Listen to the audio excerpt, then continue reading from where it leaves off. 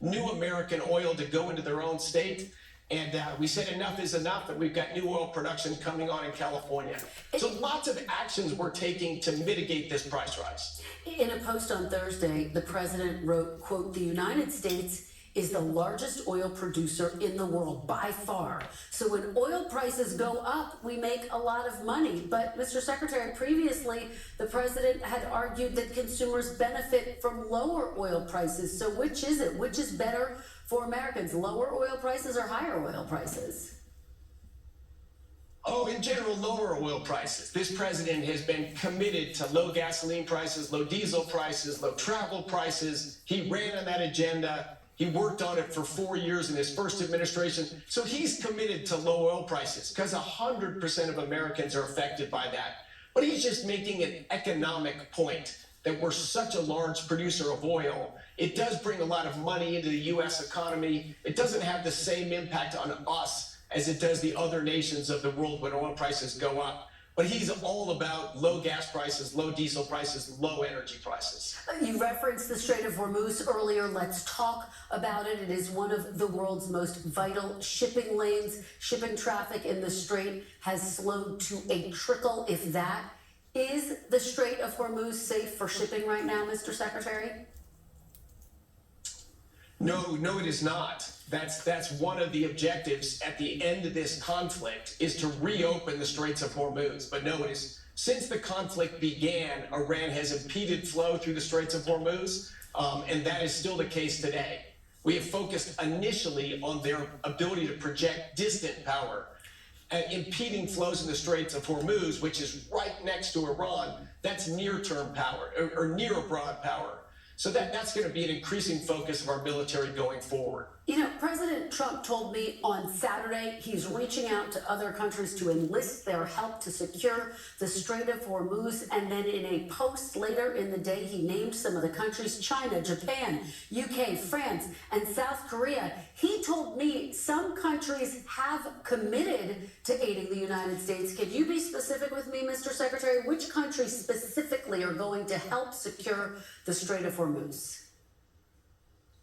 So I won't get in front of the president or announcements on that, but I have been in dialogue with some of those nations, so I know that to be true. But I'm not gonna leak any news in front of the president.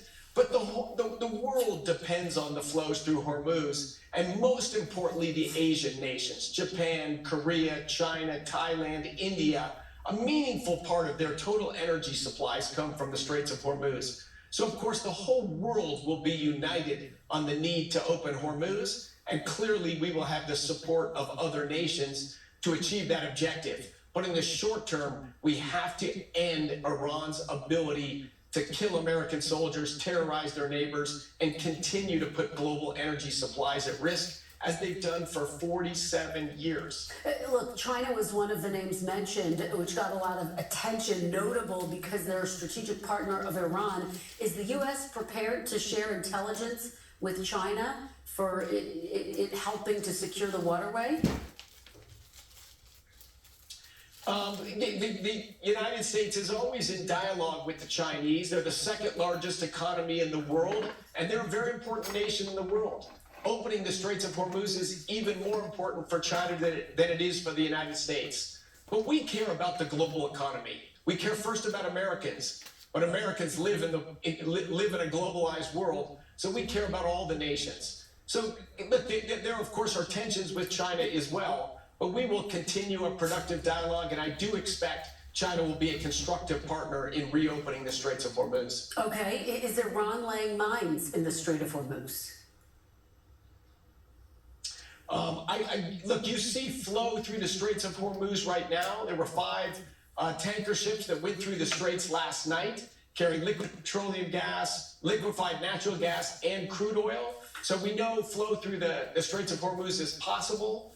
The risk is if Iran fires on those ships. A convoy flew through last night. Iran did not fire on them. Probably they made a deal with India. Very quickly, Mr. Secretary, there's a big debate over whether you all were prepared for what's happening in the Strait of Hormuz. If you were prepared, why is the Strait of Hormuz effectively closed right now? Because it's right near the Iranian shoreline. The world is abundantly supplied with oil and energy. We knew there would be a short-term disruption in energy flows, and to hear Chuck Schumer say that we didn't is just so, he knows how foolish that is, and to say stuff to try to undermine the United States in the midst of a world-changing conflict just boggles my mind. But this mission was carefully planned out. It's been superbly executed. On the other side, we'll be in a much better place. The greatest driver of terrorism in the world, the greatest threat to global energy supplies will be defanged. Yes, we have disruption to get there, but we're going to be in a much, much better place in the not too distant future. Mr. Secretary, let's talk about Russia. The Treasury Department temporarily